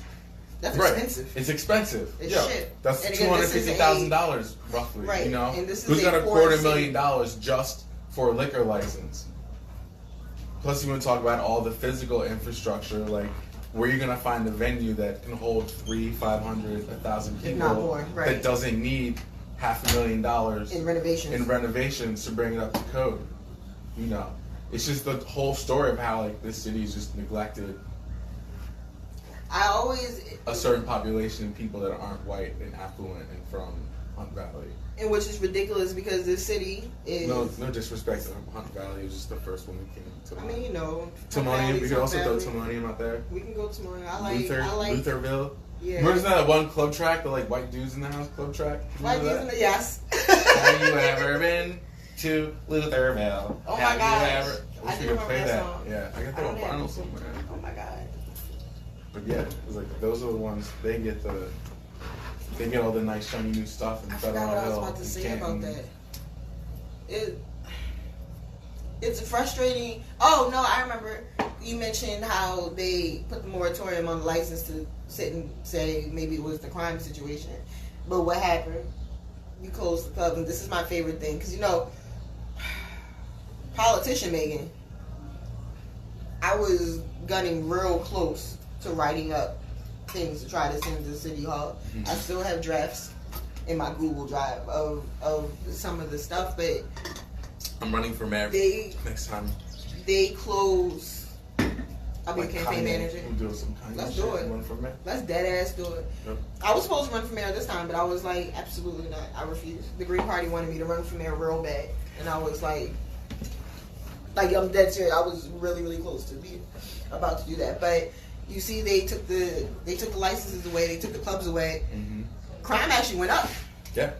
And nobody got anywhere to go. This is something that I maintained. I'm like, yo, I understand how dangerous it is, and that's like where the conversation is now because we mentioned, me and Kai were talking about that on our live when we did it last week. There is a crime issue. We know that. We know that Baltimore is dangerous, and when you look at the past few years, I'm always like, am I being narcissistic and crazy when I sit and look and say, well, crime spikes when you close the clubs?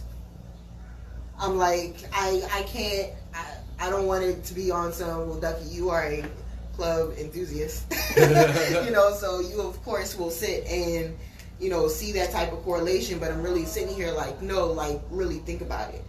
Back then, we had rec parties. We had parties at Shake and Bake. We had places that if you were 16 and a knucklehead, you could still go to and be a knucklehead there. Yeah. And it would either work out or it wouldn't, but you had a place. Now there's nowhere to go but outside. Right. Into a game or into a hustle, and you're going to end up shooting somebody. Uh-huh.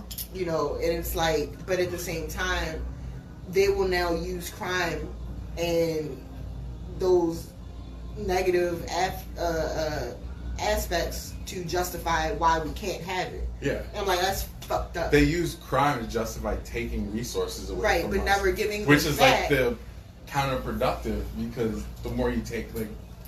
And it's really one of those things, it's like until somebody gets into City Hall who can see the benefit, you know, of how all this really works, we might be screwed. Mm-hmm. And it's like, how long is that going to take? We have to run for mayor. I don't want to be... Or we just burn City Hall down. We can take City Hall. We could abolish this whole capitalist democratic bullshit. And just let the people create something new that benefits us now. I'm down for it. Like it's dumb that we like, oh, like this Constitution was written, what, 300 plus years ago? Yeah, we're still by a bunch of like the stuffy ass old white men. And like it's supposed to be this system is supposed to work for us in 2020. Like nah, like totally doesn't. We rip it up. We just tear it all down. No, not all at one time, but like you dismantle it all, and then we build something that represents how we feel in 2020. Because they didn't have no iPhones back then. I feel like I'm about to go on some Kanye West level conspiracy rant. Maybe. That's why Kanye's president. I would never vote for Kanye. I would only... Maybe. I would vote for... I don't hate Kanye like how everyone hates Kanye. I need him to divorce Kim Kardashian before he. I think that that's. He needs to divorce her before he can run for president. I think that Kanye is poisoned by Kim, and I do think that Kimberly is helping him out in some aspects. I think that she is not correct, and she's not right. They're trying to get him the same way they got Britney. They're like, oh, yeah, we're trying to get you in a hole. Like he's too crazy to. Yeah, so he's too crazy to take in his own shit. He does. So like we're gonna have his power of attorney. And we're gonna make decisions for him. And the fact that it's the Kardashians who are on the other, I'm like, yeah. She going to law school right now. I'm like, oh no. You saw how they did Lamar Odom. That's a whole nother story though. Yeah. That's for the. You heard it here first. That's for the Ducky Donald Power Hour. We'll talk pop culture. Free Kanye before you free Britney. Free Kanye. Honestly, free Kanye. Free Britney too, but nah, it's a different story. So how do you look? I'm about to show you. Damn, that was a whole tangent we went from. It's all good. That's why it's City Hall for taking our clubs away to freeing Kanye. Because it's all one and the same. It is. Oh, it's not here. What a mess. How do you feel? Democracy. It was another one of those. What would you say to people who don't enjoy the sound of club music now? Because like there was a post the battle club music. Yeah. People don't enjoy it now. There was a post in the Baltimore Club Scene group that somebody was like, man, these music suck. The same type of conversation that comes up. Here's the thing. The dancers, here it is. Because Mello posted, she said dancers shouldn't be coming and produced about the music we make. We can talk about it. Because there was an earlier post where dancers were kind of like, man, how come the music is this now? How come the music is that now? Ali,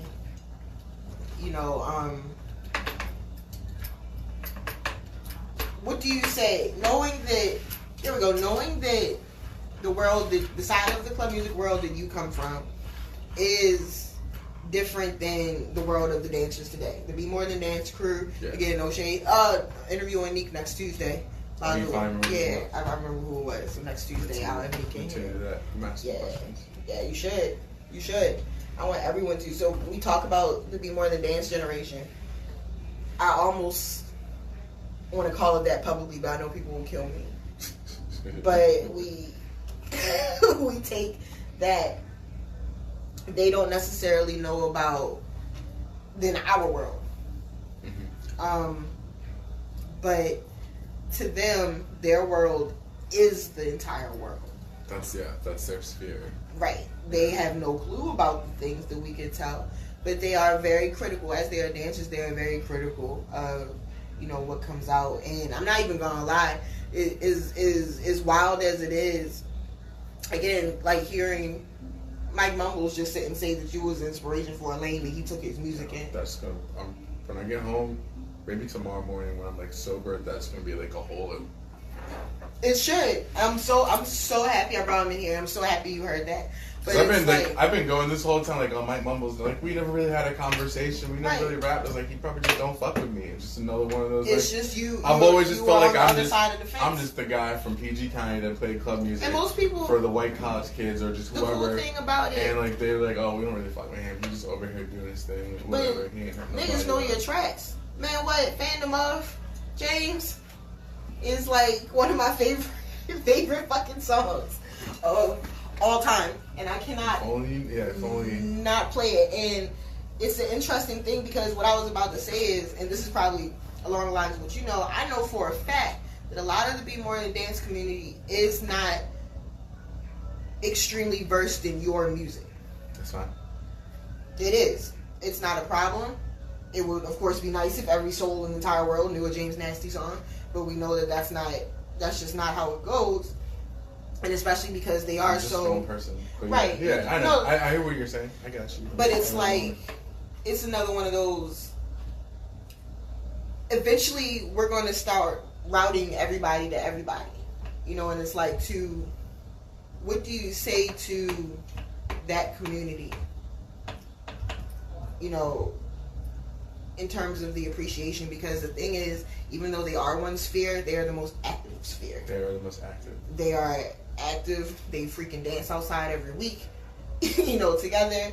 They continue to push a thing, and then you have Meek involved in Be More Than Dance. So there is a yearly event that everything culminates to. So they are the most bubbling. They're the most influential right now. Right. Yeah. What do you say to them as a producer who's still, because then they be on some, God. do nobody? Here's the thing. Well, I don't know if they won't listen. I've reached out to so many of those producers in that world and been like, hey, I have a whole world of resources that I can share with you if you want to push your music to a different world, a different realm. You know, everything from like, hey, I can send records to records. So resistant to it. I can send records to record labels I've worked with, because there's still labels that are looking for club records to put out from people from this town. Just like nobody wants to play that game. Mm-hmm. From like, I can just send your music to the DJs I have on my DJ promo list. Like, I've got a pretty thorough DJ promo list of people that I can send records to. I don't know how many of them are opening the emails or downloading the music, but I know that it's at least getting in their inbox. Yeah, and just like most of them never wanted to take me seriously. They were just like, no. I found that there is a resistance to. You know how many times they were like, "Oh, James is industry." They always call me industry. They're like, "You're industry." I was like, I'm a fucking businessman. I decided a long time ago that instead of sitting in an office and selling fucking Nextel phones to construction companies, I wanted to get paid to fucking make music. And you did it. And I fucking did it. I don't have a day job. I haven't had a day job since 2012. I don't know how many people don't know that about me. Because I still, to this day, people still ask me, like, so, like, do you, like, do something during the day? Like, no. I'm a fucking full-time fucking musician in Baltimore, Maryland.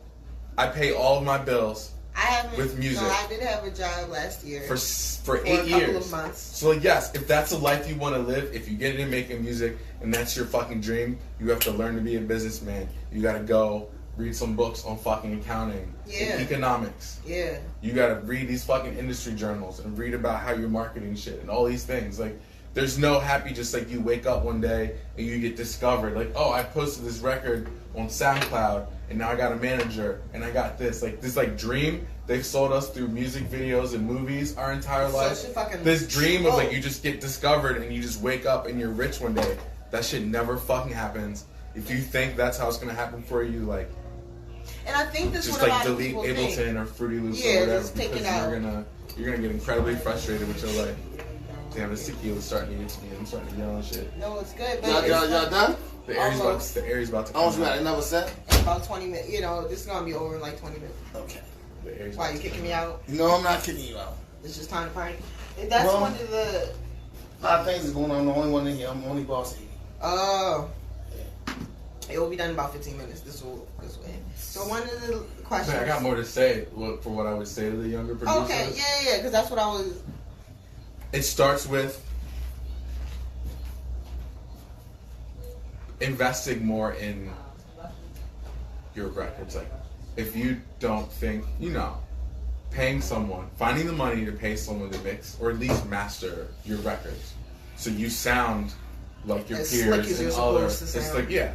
Like, yes, there's an element of like, oh, it's underground music and it's supposed to have some grittiness to it. There is. But like, I've always been yelling at these dudes, like, stop bouncing your records down at a very low bit rate. Like, this shit sounds like trash on a real club system. Right, but you can still maintain that gritty vibe. At least give me, you can have like a kind of messy mix down, but at least bounce it down at like 320 kilobytes per second, And that to me goes the same as main records. It's just like they don't have that education. Like, also, like, I studied music at UMBC. Right.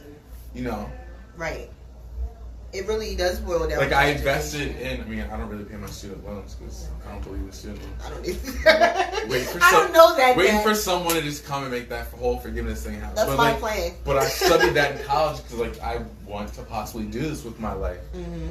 You know, it's like everyone else does. Just like invest in yourself. Like, invest in learning shit. Invest in making your records sound as good as you can afford to make them sound. Invest in other dumb marketing things. If I was a baby, and just like be. And I came up to you like, James Nasty, hello, I am me, and like, I'm hey, just James. starting. Just call him just regular James right now. Mr. James. Not even Mr. I'm just starting. Doctor. And I want to be a producer. I want to be a DJ. Mm-hmm. How much do you think I need? Financially? Yeah. In order to tackle this type of investment. And I already have my own DJ equipment, so we don't have to talk about that. You already have your own DJ equipment. I have my controller, I have my laptop, I have the software, I make songs, and I want to become a person. You know, I want to become known, and I do want to follow this. How much do you think it takes to get into that gate? It depends on what your goals are. Like, if your goal is to put out a record and be known more as a producer, I feel like $2,000 would be a decent, a moderate budget just to like put out a single or EP and like push it. We gotta start the James Nasty Scholarship Fund. I already started. I got a bunch of notes at the house. And I got a bunch of people. do that because I have a few people I would love to help sit on the board to help me find. I think one of the issues here I would love to just send people to school for music. Like, you want to do this? That's like, what the K-Swift Fund is. Is doing. Everybody donate money to $ K-Swift Scholar. But you don't even need to go to school to learn music. Like, that part is like, that's the art. Right. That's the creative. Like, that's you. That's your essence. It's you go to school. You do go to school to learn. You study like entrepreneurship. Right, That's also what I learned at UMBC. Exactly. Like, I took all these accounting classes and all these economics classes and like practice of management. I took all of that stuff at UMBC also. Right. And that's what comes into it. Right. Seriously. It's a miseducation of the business, because one of the things that... Absolutely, because if you know the business, then you can't get exploited by the Diplos and... Bingo. And the rest of them. And, ooh, swoop through looking shiny and pretty. Somebody, what was I saying? I said something on Twitter. I got blackballed one time. No, I said something on Twitter. Because I was talking about the club. I said I want to say something, but I don't want to say it right now. And Quincy was like, go ahead. Everything's closed. You can't get blackballed, blah, blah. I was like, I'm pretty sure I've already been blackballed by some of the children. I'm not even worried about it. I'm not even worried about this at this point in time anymore. It was like, you got nothing to lose. I always think that that's, though, one of the issues. It is Baltimore is so poor.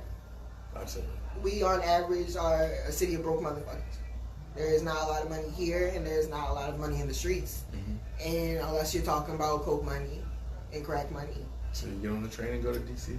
Right. And it's about the learning how to... It costs $25 to go to New York. Bingo. We will talk about why Jersey's been winning compared to Baltimore. They have that proximity to New York where they can go and be seen and they can network and they connect with the people that can write the checks. I always say this, that part of the reason why Jersey Club popped off so hard is because... Did you find your Henny? Very good. I'm happy for you. That is because they have New York radio sitting 10 minutes up the street. Yeah. There's a billion. Every time I go on a trip up there, I talk about how I will on purpose listen to the radio going up 95. And I will, at some point in time in the journey, it does not matter what time of day it is, but especially if it is when the sun is down, I hear club music. But how come no one from here? How come no one from here is emailing their records to those New York DJs? Once you hit Philly airwaves, from Philly going up to New York, there's always somebody at some point in time playing a club music song. It might be at 4 in the morning. And they have DJs on the radio all the damn time. There's always a mix show going on. So it's like, if I was sitting right under... Jersey has no choice. They literally have no choice to not be able to get like Baltimore that. City, and all you niggas battle track songs. How could they send it to there? Right. When the song really, and I hate to say it, doesn't make no sense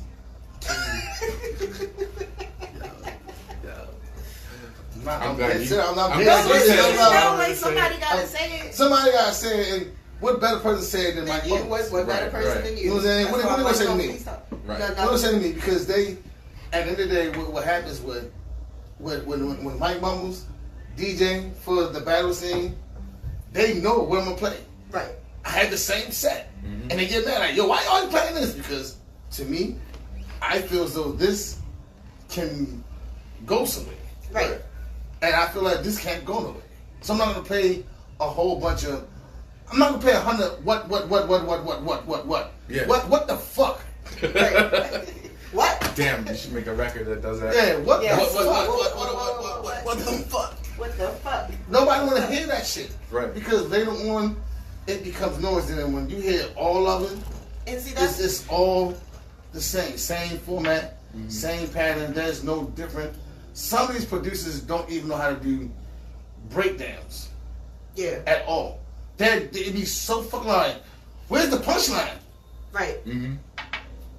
As The long as music shit. doesn't go anywhere. It just And then later on, it sounds like a sample. It sounds like a sample. And because the young guys, some of these young guys, fail to want to listen to an older person, this is what they get. Yeah. And then when you tell them, yo, They this don't is wanna listen to garbage. nobody. Yo, Yeah. did you ever listen to your beat? Are you so consumed that your beat? They like rappers that you know that's bullshit. You so stuck on your shit sounding good. To you don't realize that there's a motherfucker outside your circle that's gonna be like, that shit's garbage. I don't even want to play this shit. Check your levels. Check your mix downs. Check your punchlines. that's exactly I was what just you're saying all that. They That's send exactly you what they they're send you an doing. MP3 that's been bounced down to like the lowest quality Right. encoding rate, and you're just like, I can't This play is this. horrible. I'm like, I love This what is you made, horrible. but like I can't play this nowhere. It's just gonna sound like Distortion. It's muddled. Yeah. It's just muddled, and it just sounds like noise after a point in time. yeah. Stop using your computer monitor and get a real monitor. Get real Yeah. set And stop trying to add extra bass. Bass has to be balanced Control. as well. It ain't about being loud. But if you can't read a wave file, and that's the part that a lot of them don't know how to read a wave file. And you're like, yo, I got this wave file right here, and that's just garbage. It's too much. The red ain't your friend. Red ain't your friend, yeah. Red ain't your friend. You want to stay on yellow, and you want that. Yeah, your record's gotta breathe. And like, I wish there was someone in this town that was just an engineer that all these producers could send their Just know, records just to, go just see it. mixes them down. Just like someone be like, look, throw me $25, $50. You get like, I'll spend an hour mixing down your record. Kick that out. You know? It's nothing. It's Yeah, not if nothing. you want to do this with your life, you want to buy a car and have a house and pay your bills, and you better come up with $50 and make your record sound good every time you put one out. Like, I've been doing it. It sounds like we need a place, and it sounds like we need a school. But why I'm irritated about that All these resources is are that on right? YouTube It's like if you there's really all wanted this to know them. information. It's like what you and tell all them. that for free. You tell And them. does Jersey- They does- send you a does record, and you're Jersey like, have yo, a school of We need do a this place. shit? Like, We no, need a They place. just have they a just different. do it. They have a different community We where need they it. listen And to what each I want other. to tell everybody is, we need a place, but you gotta do the paperwork. You gotta understand the difference between a rec party and a club party. What nobody don't understand is most of all these kiddie parties was rec parties. It was rec. It wasn't considered as a club venue. Because if you get a club venue, that means you gotta have liquor board. But if you have like, a recreational scene, or more so, I forgot the word they would call it. Something that you don't have to have nothing involved with liquor at all. right? See, Nothing Cabaret. involved with liquor at all. To Yeah. get these kids Yeah. Cabaret, I think you do it. It's a And- liquor situation. paid for security. Yeah. Get them police officers involved. See, Not police officers, No, but listen, security. listen. It's bonded Let me tell you security. something. I would not. I would not want police there. Can I Go ahead, yeah. I'm gonna hear you out. some knowledge? but we hate the cops, Mike. We're not talking about labor board cops. Labor, like when we talking about liquor board cops, they're not the same as police officers on the street. Okay. Their job is dealing with liquor board and licensing. That's just like fucking security. Yeah. Okay. You know what I'm saying? But they police officers that chooses not to deal with the streets, Right. not to deal with all the shit. Their jobs are come in, police the parties, basically. Like post up. I'll lock you up. You know what I'm saying? Because you're acting stupid. Right. But that's not what I'm here for. My job here is to make sure that nobody's not coming in here with guns right. to disrupt this. The party. Yeah. Like people gotta understand the difference between certain cops. We have a whole bunch of different types of cops, forms of cops. They're not gonna be like police. I'm gonna beat the fuck out you and take you down there and shoot your ass and shit like that. They work for the labor and liquor board. Okay. It's those cops, and nobody doesn't understand that. That's why you get on duty, off duty cops, or you get a security guard that has a gun permit, and has a clearance. Bonded security guard. You know what I'm saying? All they're gonna do is grab your ass, call the police, and get your ass out. Yeah, toss you outside, call the police if you. Because it's not about beating somebody. It's all about restraining and controlling a situation. Yeah. Which a lot of people like. You gotta really be. I'm a club man. I used to be a club manager, so I know all about everything in regard to dealing with the club. Because at the end of the day, clubs got to be able to know how to. A lot of these venues got to have to protect themselves for their businesses, because it can get to the point where as though a lot of these parties can interfere with the business. Yeah. Nobody, no owner, no club owner, nobody wants to be dealt with a fine. That shuts clubs down. It does, yeah. All right, James. We got a problem. I would talk to you forever and ever and ever. We can do part 2. You know, after you talk to a bunch of people more relevant than me, I'm just.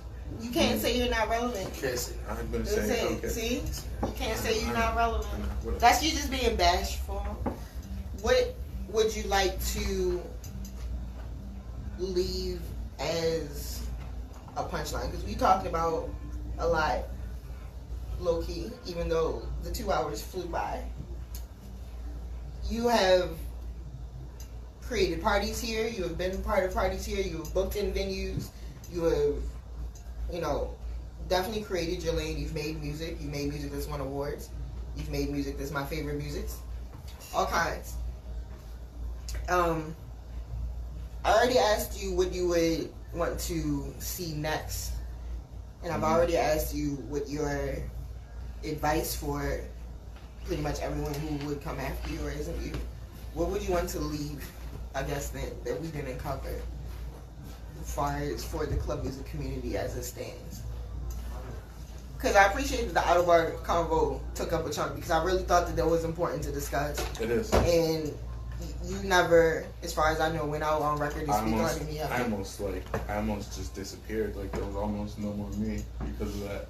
Yeah, I remember. Whatever. You were like, no, I'm fucking done. Yeah, not just me as like a DJ, like as a person. You was about to be like, I'm out. I was like, yo, finally moved to LA and we never seen you. No, not even LA. Just like I was gonna go to a different plane of existence. I was, I was just not trying to be on Earth anymore. But what would I say?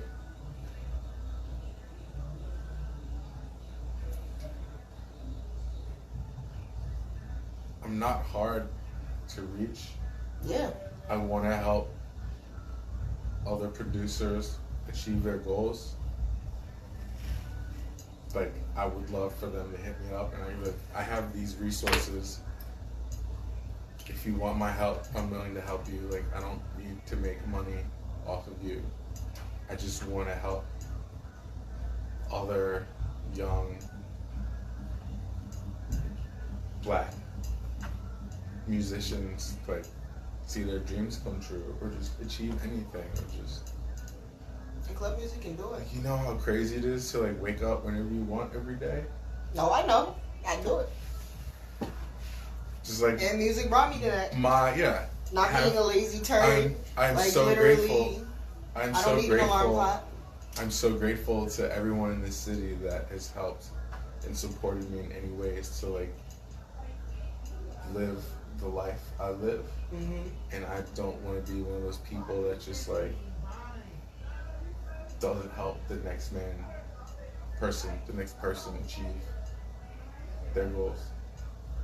So we gotta make Club Music Day a real thing. Club Music Day. I want to go to the city and petition to the city to make club music the official music of the city. The way that DC did Go-Go. As soon as I saw them do that, I was like, boom. We should do it here. I always said that should be the case. And it's like, if so, that way it could be protected as an art. Mm-hmm. Because it should be. This is 30 years worth of work here. Mm-hmm. That includes like Artscape officially recognizing club music. Not just on some stage shit. Like on some, They don't even have a stage. Like, when was the last time you saw someone play club music on stage? The most they'll do is book someone who's like way more of like an open format DJ who will just know like, I should run a few club records. It's Artscape in Baltimore. You know. It's the last club stage when K-Swift played. That was when they still had the DJ culture stage. That was when Chris Brooks was doing the DJ culture stage. And they got rid of that. Wasn't that the last year? That was... Or like second... It wasn't too long after that before that wasn't there That was anymore. the second to last year. Because that was the year of the first My Caribbean ruling. Because it was Sega and Diplo and them on that DJ culture stage right at Charles... Yep. Charles and Mount Royal. Yeah. It was Charles and Mount Royal. Back when they still had like stuff there. So now they moved everything over for Artscape. So I think the last year... The year that K-Swift played, she played on the main stage. Right? Was that the main stage? I thought that was the Sunday. culture stage. She played Sunday on the main stage. The day that she passed, she just finished playing Artscape. Yeah. Because like the second My Caribbean Rulie. Because that party was that night. Wait, no, it was. The second My Caribbean Rulie was after K-Swift passed. Or was that I remember there was one that same weekend though. Wasn't it? Or am I? My Caribbean Rulie was always a Saturday. Right. It was a Saturday. And K-Swift played on a Sunday. Right. I think on the main stage of Artscape. Not like the headliner, it's still the national headliner. Yeah. But I think she played right before that. I just don't remember if it was the first or second My Caribbean Rulie, which year it was. See, so who was that? That was Pooja's party? Yep. Pooja in conjunction with Unruly. In conjunction with whoever was already doing events that night at Paradox. I don't remember who it was back then. I don't know if that still would have been legal for the third Saturday and stuff like that. Oh man! All right, I'm tired of looking at that. I want to drink the rest of the tequila, so I want to end this stream on that, even though you'll still be able to hear me on this till you say that. So James, thank you for joining me on my little thing. Thank you for having me. Thank you for coming. And there will be a part 2 because we got plans. In like 6 months when I get back from Mexico. What happens in Mexico? I retire. You gotta go to Brazil. I need a pepper farm. They love peppers in Brazil. I'm gonna go to Mexico and just grow peppers and make hot sauce. Oh yeah, there's that. Okay. Thank you everyone. I love you. Cheers. Thursday is DJ Ye.